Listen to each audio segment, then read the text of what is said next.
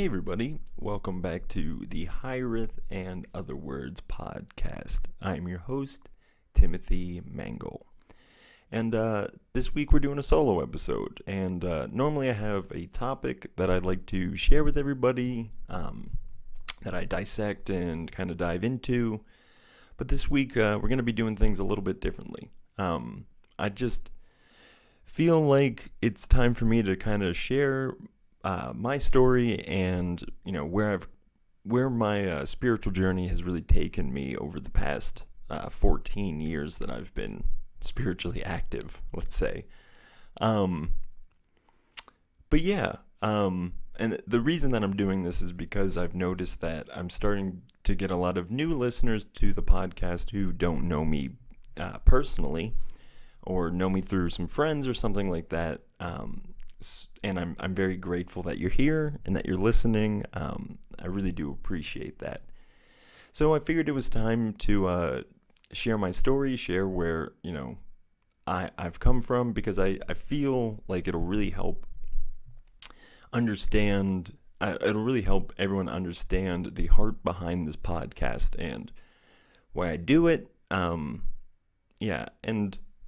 what I hope to do through it or accomplish through it or whatever that is. I'm very grateful that I'm in a position where it feels necessary to share my story, and just thank you for that. And it's kind of weird for me because I really enjoy doing this podcast, and I really enjoy teaching because I'm a teacher at heart. I really do. That's something I really enjoy. So it's, during the week, I think a lot about, I want to talk about this on the podcast. I want to talk about this. And there's just so much. And so it kind of is a little weird for me to take a week off from kind of really diving into a topic or a specific thing to just kind of talk about myself. So I wouldn't be doing it if I didn't think that it was beneficial or that this couldn't be as informative or, fun, entertaining, or as enlightening as any other podcast that I put up. So I guess I'll just start. I was around 17 years old when I really started being serious about my faith, or getting my faith, I should say, rather, because growing up, even though my mom's a psychic and into all this stuff, it wasn't really something that we talked about much at home or based our family around or anything like that. Which I actually do think was a good thing, that I wasn't coddled by this or pigeonholed by a certain worldview that came later. But we went to church fairly, kind of often, just traditional, go on Easter and the big holidays or whatever it is, and I was confirmed. But the idea of having a relationship with God or developing your spirit or whatever that is, whatever the spiritual journey is, those things didn't really become evident until around when I was 17. And growing up, I was a skateboarder, not a very good student, and I was fairly depressed. And that started when I was around 13 years old. I just remember being very depressed, and for a lot of reasons that I'm going to try to, in this episode, be as honest and open about everything that's happened to me, but also, not shame anybody or throw anybody under the bus, because that's not my style. I, had problems with family and friends and a really bad relationship. So, everyone knows what it's like to be a teenager in a bad relationship. It doesn't go well. So I was just really depressed, and one of my classmates in my Spanish class noticed this, because it was fairly evident, because I would just sit around being a sad sack of shit all day. And so she invited me to her church, and I really can't remember the first time I went to a Sunday service or anything like that. But my first real memory of interacting with the church was, we went to this meeting where some of the members of the church were deciding that they were going to be doing a fast. And I had heard of this idea before, but it was never really something that I wanted to do or whatever. But as they were talking, I really liked the idea of how they were presenting it, because they weren't saying like, give up food or whatever, but what they were saying was, everybody has things in their lives that consume them, their mental state, or consume them emotionally, or whatever it is. And it's best at times to be able to put that aside and to, focus on developing your inner world, or focusing on your relationship with God was really the emphasis of this particular group. And so I don't really, because as a kid, I was never against the idea of God, or really for it. It was just kind of this thing that existed, like basketball or anything else. It just kind of existed along with everything. So I decided to do this fast, and I decided that I was going to use the time to read the Bible. I decided to fast watching TV. So instead of coming home from school and just popping on some cartoons or Scrubs, or used to be my favorite show to watch after school, I would read my Bible. And so I remember like the first couple of weeks I didn't really do this. I just didn't watch TV. But then after a while I was like, yeah, I should actually start like reading the book. And something interesting started happening from that. This only happened a handful of times, but never really afterwards. So I started like reading the Bible, and for anyone who has never really dived into the Bible with no, understanding of it, it's a very confusing book to read. And on several occasions, because I would wake up in the morning, and I really started to enjoy reading the Bible. So I'd wake up in the morning, and I would do that before I went to school. And in the night, again, this happened to me on several occasions, I would have dreams about the scriptures that I was going to be reading the next morning, not knowing that I was going to be reading them. And the dreams would help me interpret the scriptures, or help me to better understand what was laying out there. And so, the phenomenon of whatever that was, mixed with reading the Bible and starting to pray and all these things, that's where my spiritual journey really began. I don't have a day when I was like, that's the day I can look back and be like, now I'm a Christian. But I remember that time was during the summer, and my dad and I were, and my stepmom, we were going on a trip to somewhere in Mexico. And we were in the airport, and I can't remember where this came from, but I remember telling my dad that I was thinking about being a pastor. And I don't know if I'd actually thought about that at all, but it sounded good. And so sometime in the summer of 2007 is when I got saved, would be the language that evangelical Christians would use. And that was really the world that I was brought into, was evangelical Christianity, which looks, a lot like very modern worship music, very modern sermons, but a very, we all know to some degree the evangelical Christian gospel. It looks something like, man is born sinful. There's nothing that he can do to redeem himself out of that. So God needed to become flesh as Jesus, to sacrifice himself back to himself, to appease his anger towards individuals. And the people who believed in Jesus, or repented of their sins and confessed him as Lord, would be free from that judgment and not be sent to hell, but rather be sent to heaven upon death. And that is very, very much so the evangelical Christian gospel. And it's the idea behind it is, do you believe that or not? And we'll kind of get into that later, maybe, if I can remember. But that was the spirituality that I was handed. I didn't really have any other worldview or any other inclination into anything else. So it was very much this idea of, Jesus is God. He's the only God. And the purpose to be here is for us to know him. And I fell in love so much with Jesus. I really did. And I loved the whole thing. It really helped give meaning to what was at that point a very meaningless existence. And a very hurt existence that needed something to kind of help alleviate the pain, or kind of to at least give the suffering some sort of purpose, which, we all need. And yeah, and I just loved it. I started a Bible study in my school that went on for years after I left, that I actually went back and taught at. I started a band that, all of our shows, we would do prayer meetings beforehand and stuff like that. And I did Bible studies outside of school. I did even baptisms. Just I was really on fire for this whole thing. And the reason was because I was such a sad little boy, and I'd found this thing that offered hope and meaning, and I wanted to share that to people around me who I knew were struggling with the same thing. And I mean, that's still why I do what I do today. It's a little bit different, but I understand that we all suffer, and it's best to have a way to help alleviate that, right?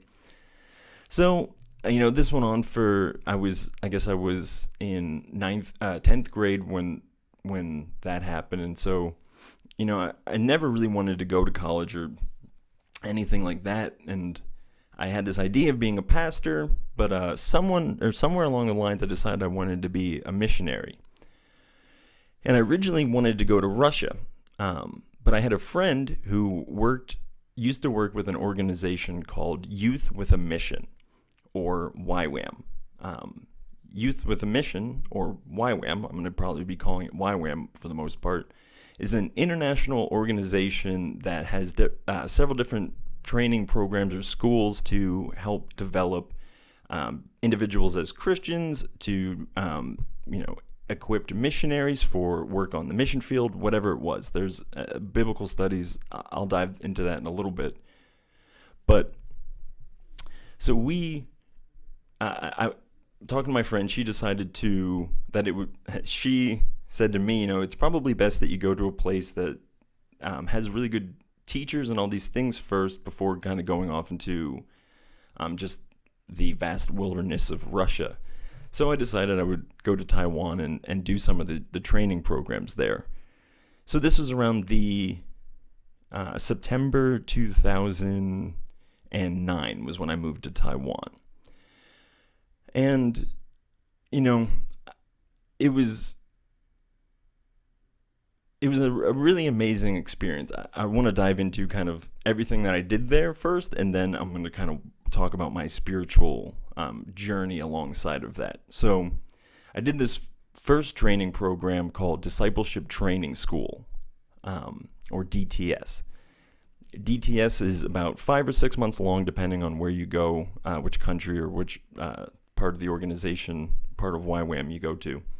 The first half of the school is lecture phase, so you'll get taught about the Christian gospel, the character and nature of God, the Bible, evangelism, just a whole bunch of stuff, about 3 months worth of stuff. And then the last 2 or 3 months are spent on doing an outreach. So you'll fly to a different country, or you'll do missionary work domestically from wherever you are. And I flew from Taiwan to China for a month, and then I was in India for a month.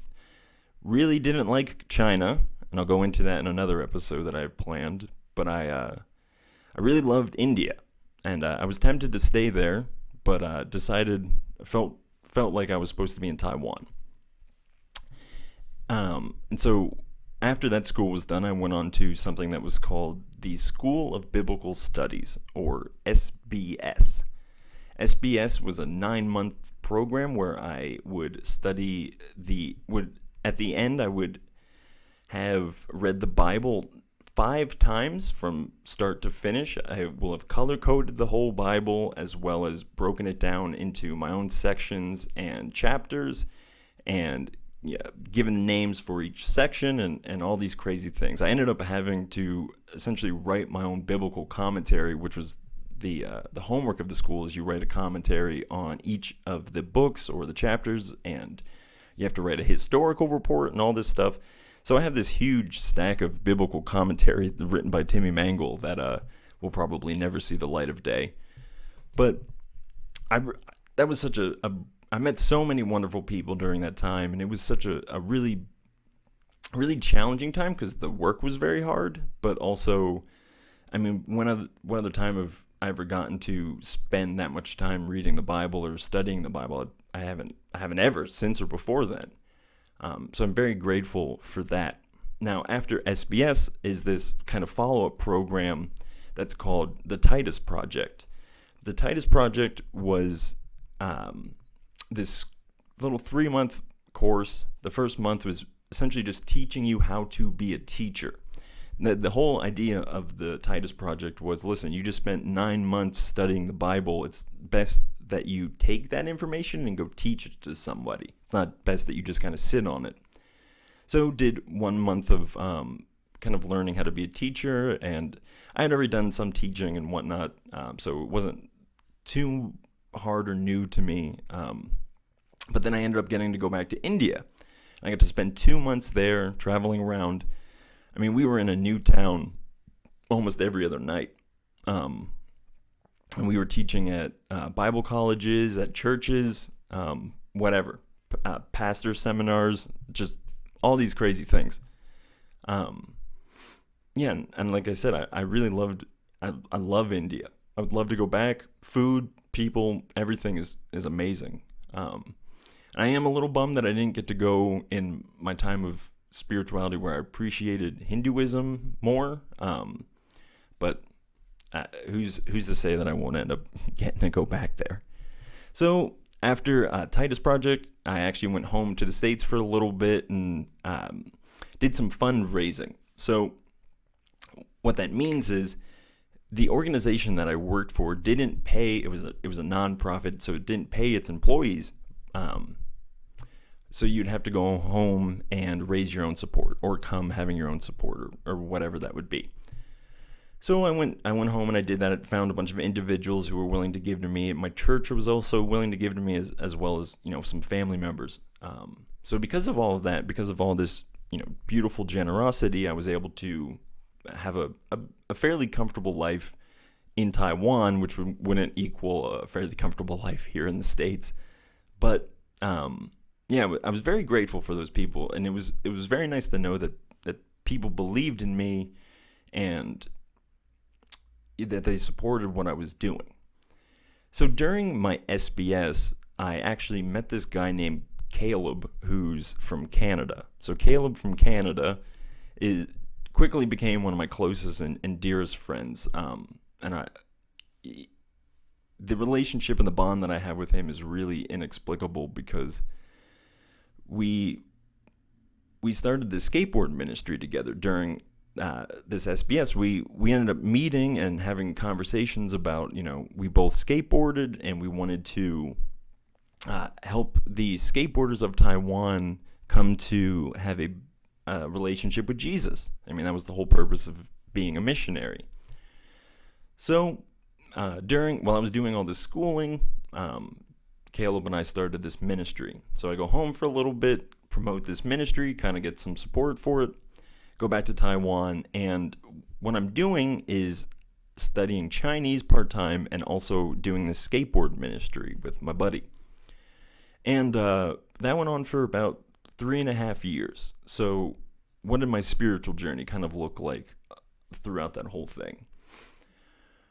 Somewhere, I came into it and I was very passionate, like I said, and I was very much into the idea of God being this beautiful and loving entity and being that wanted all of his people to come to him. And that was the whole reason that I was there, was to invite a people that, largely didn't know about him to, come into his embrace.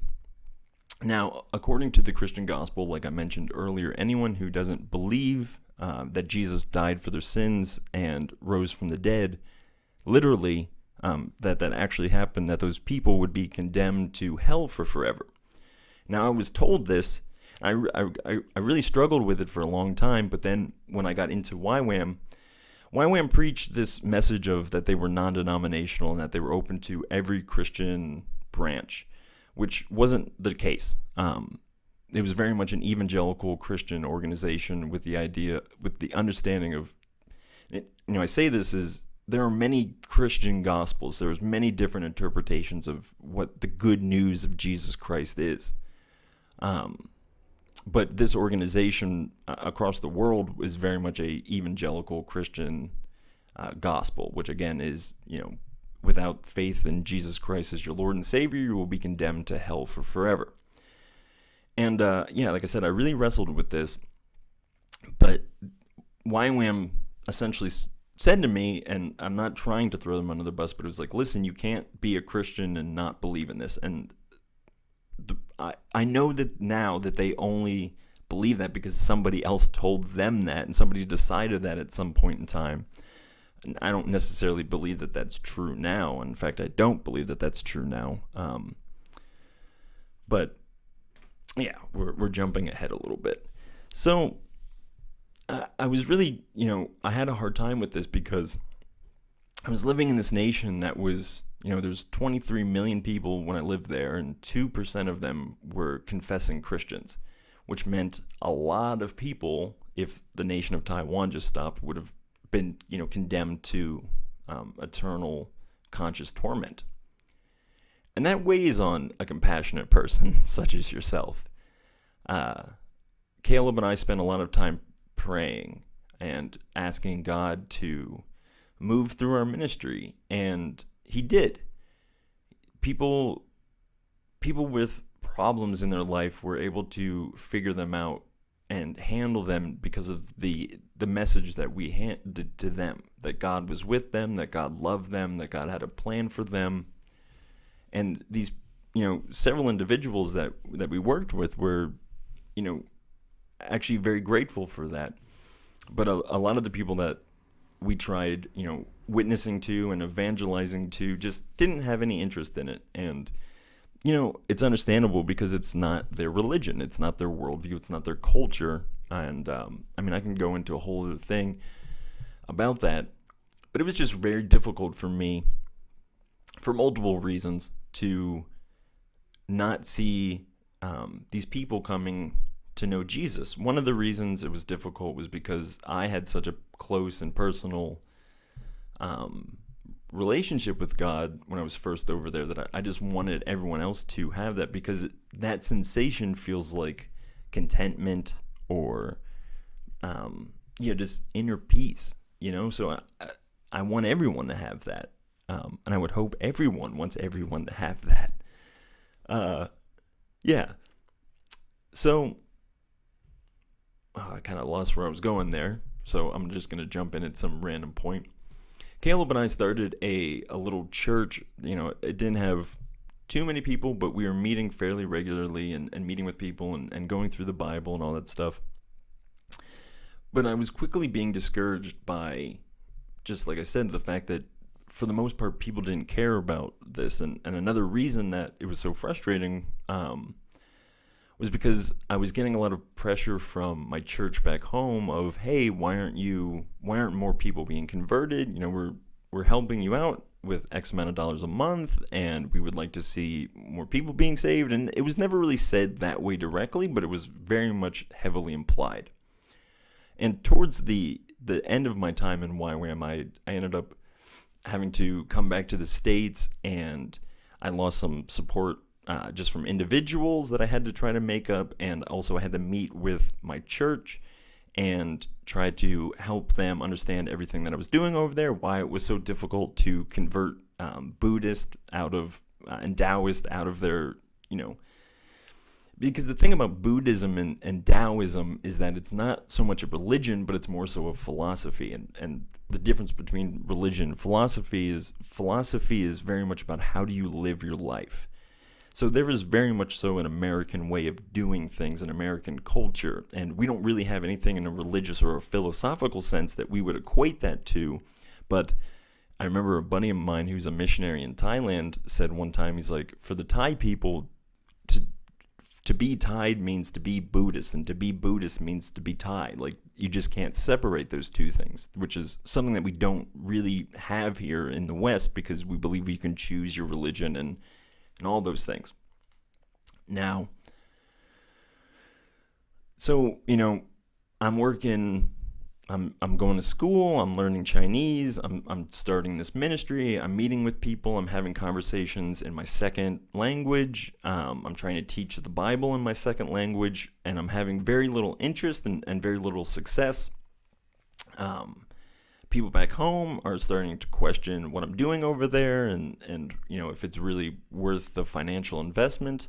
And I was also in a relationship that was just really going south at the time.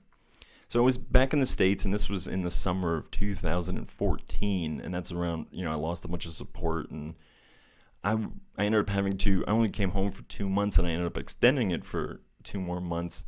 And it was just a really rough time because, my ministry was, wasn't doing great. I was losing support. I had problems with, family, and I ended up getting dumped by that girl. So there was just a lot of things all piled on all at once. And through the course of all this happening, I was having my own inner struggles of why isn't God showing up? If God is such a loving God, if his narrative really is about inviting people into him or being, wanting people to come to him, because, my mentality was very much I need to bring people to God for their own sake. And I would get very frustrated looking at God being like, why aren't you helping?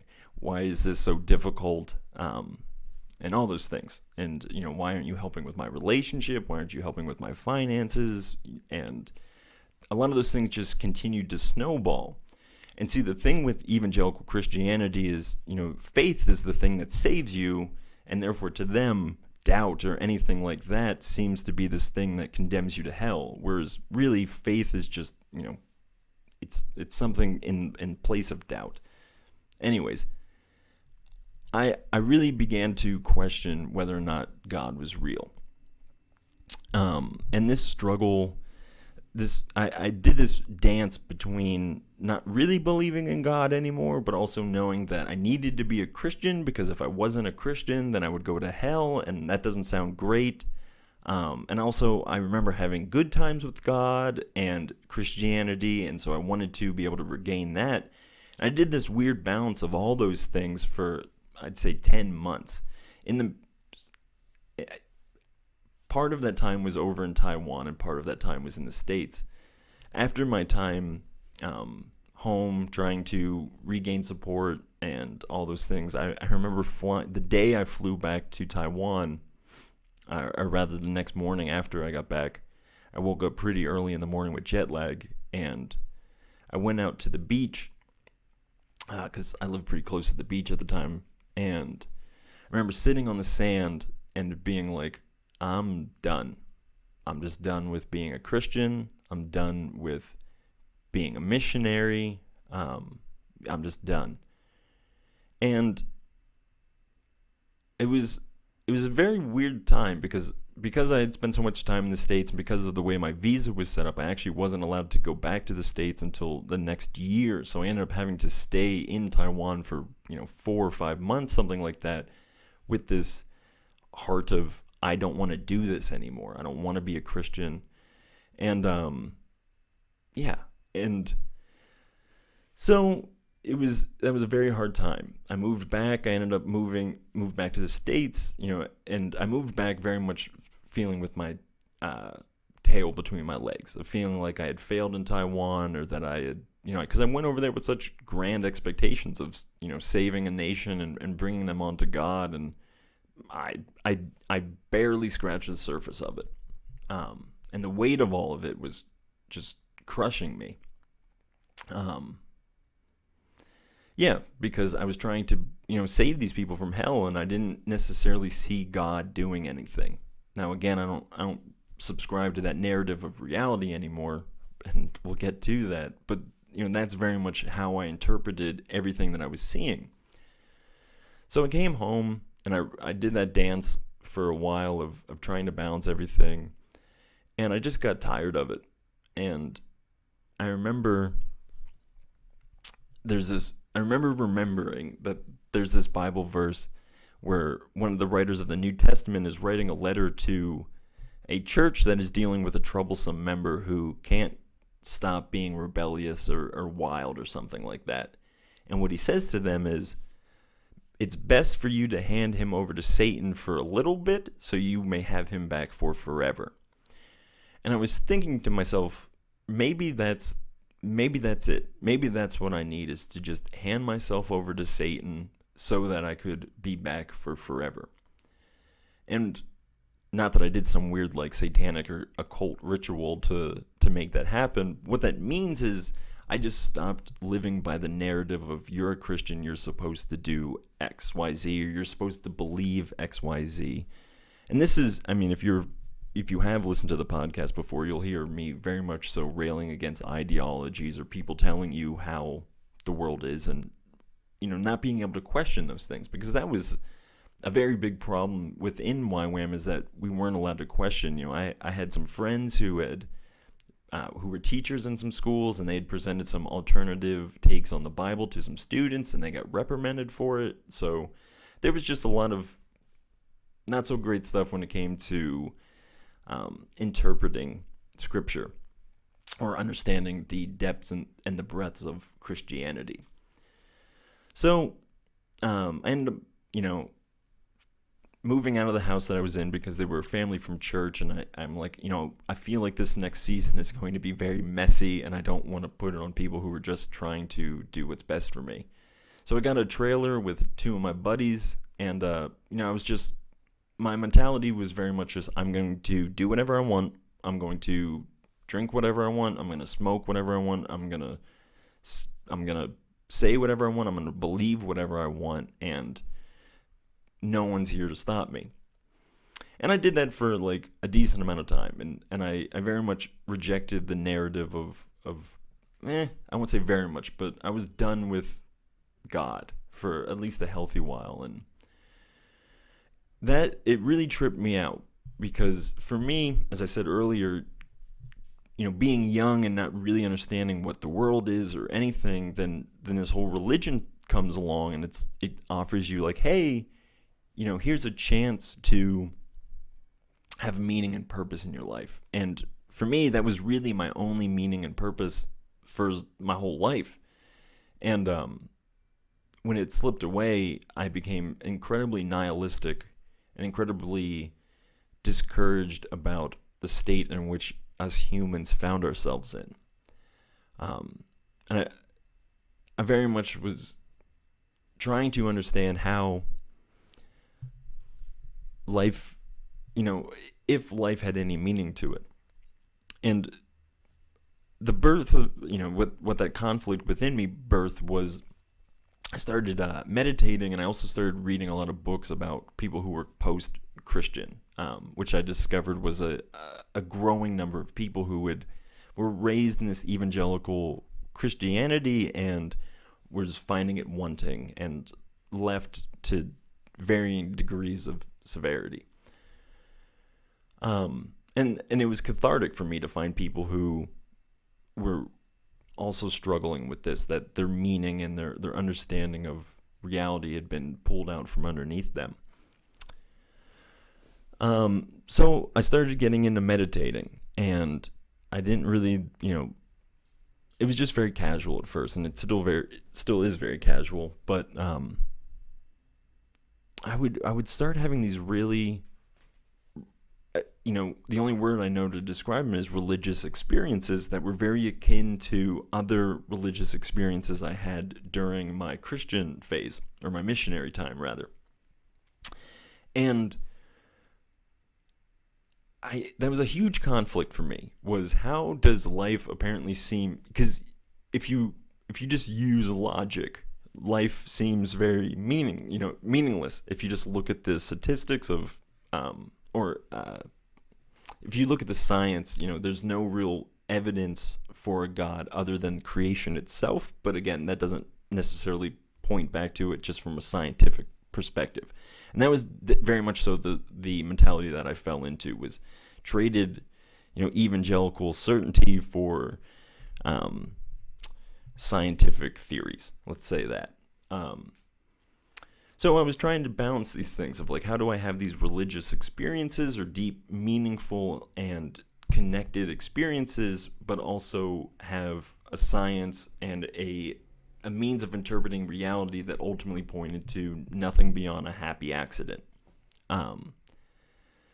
So yeah, I struggled with that for a decent amount of time, and one night I was doing my meditation, and it was very interesting and very different than any other time, either pre or post. I started to feel stuff happening in my head, and the only way I can describe it was I felt like the channels of my brain were being rewired. And not too shortly after that, I felt myself leave my body, and I ended up going into this vast void of nothingness, of just, space and beyond time and space. It was just infinite. And while I was there, I remember coming across this, what appeared to me as a giant blue wall. And in that moment and seeing that, I understood all at once that was a whale, that it was God, and that it was me. And it was all those things simultaneously existing at once.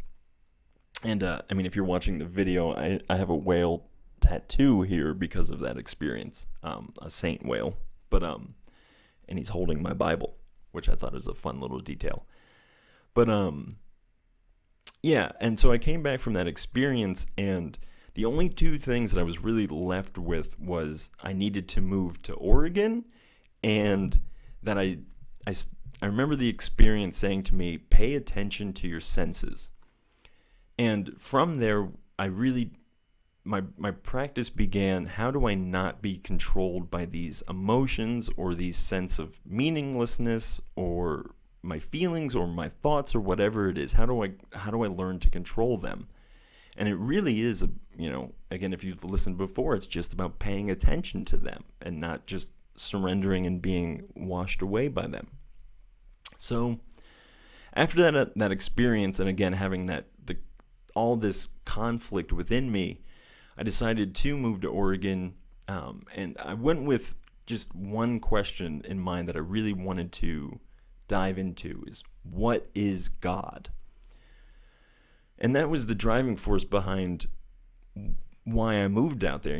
I was very interested in why we as a species evolved to this place where we could have religious experiences that were so grand and infinite, but that reality itself didn't give any real apparent reason for those phenomenons.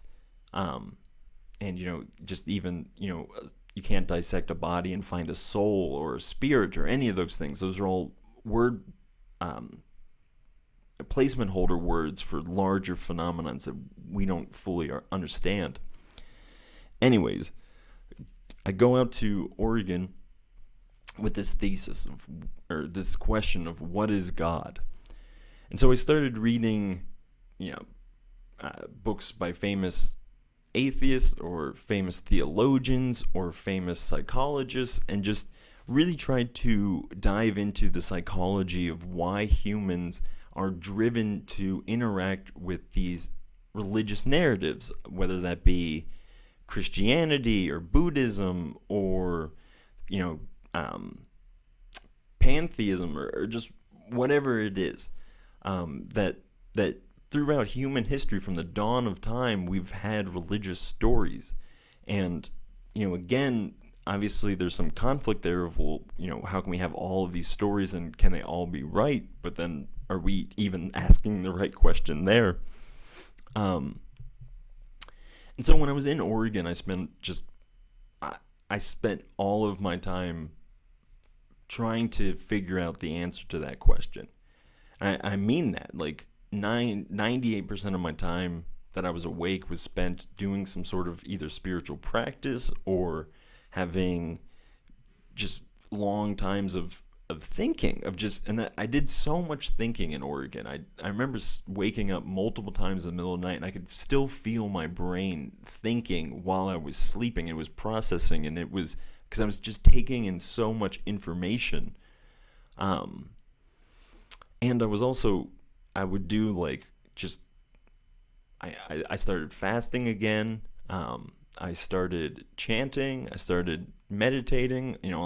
On my days off or on the weekend, I would do like 4 hour long meditation sessions where I would just sit on my bed and meditate for 4 hours. And it was beautiful because I still had that conflict of not understanding how any of this could possibly be happening, but continually having these religious experiences or grandiose moments where I was swept up in something so much larger than myself. And again, there's no real day when I can say like, oh, this happened or this changed, and now I believe this or whatever. But I remember walking around one day, and I remember I was at the truck stop that I worked at as a janitor, which was one of my favorite jobs I've ever had. And I remember walking around, and I looked at this tree, and I just remember having this overwhelming sensation of, I am not separate from you, and you are not separate from me. That we are intertwined in a way that is beyond comprehension.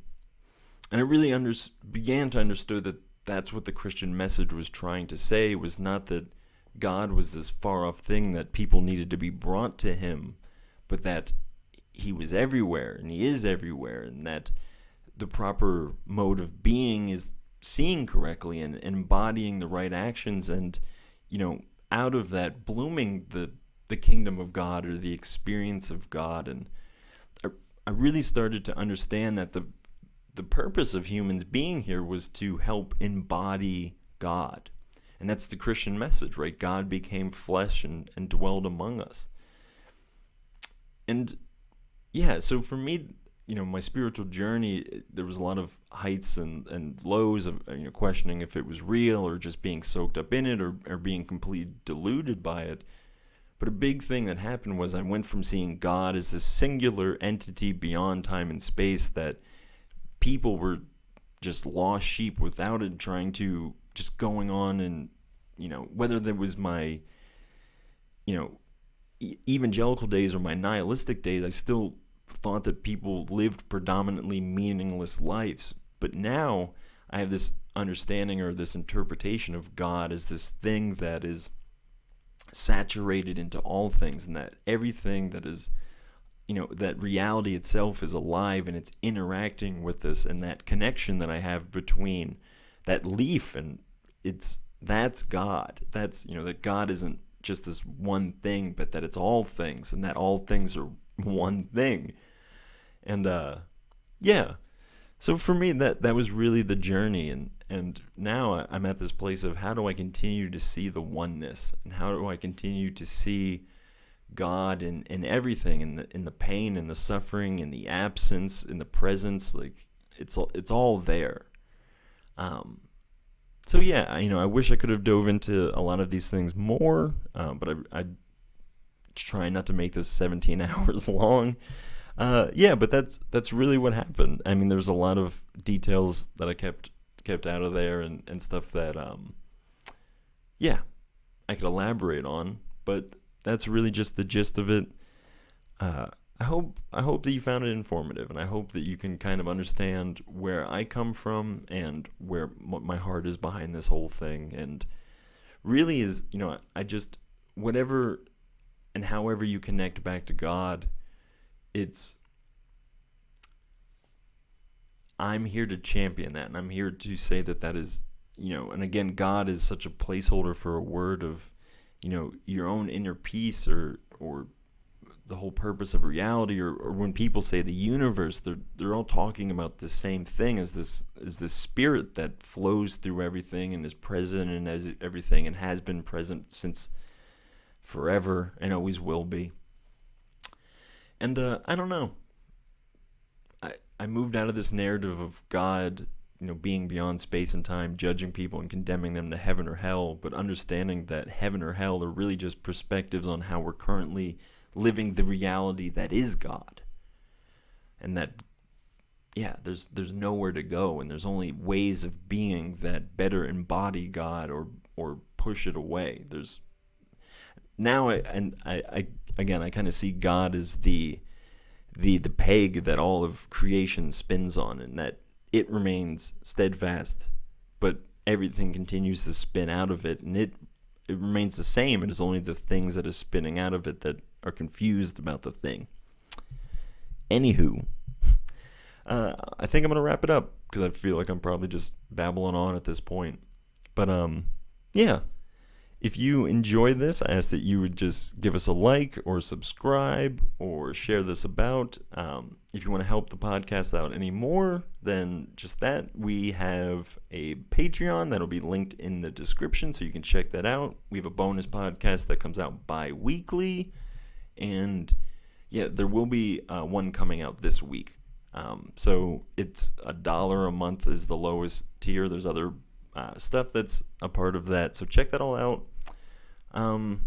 Yeah, and just keep being awesome, guys. I hope my story encouraged you. I hope that I get to hear your story someday, and I really just hope that whatever you're going through and wherever you're at in life, that you understand that it's where you're supposed to be, for better or for worse. And it's not a season or time that is devoid of meaning or purpose or intention. That's all I gotta say, friends. I hope you're well. I hope you're staying warm. God bless.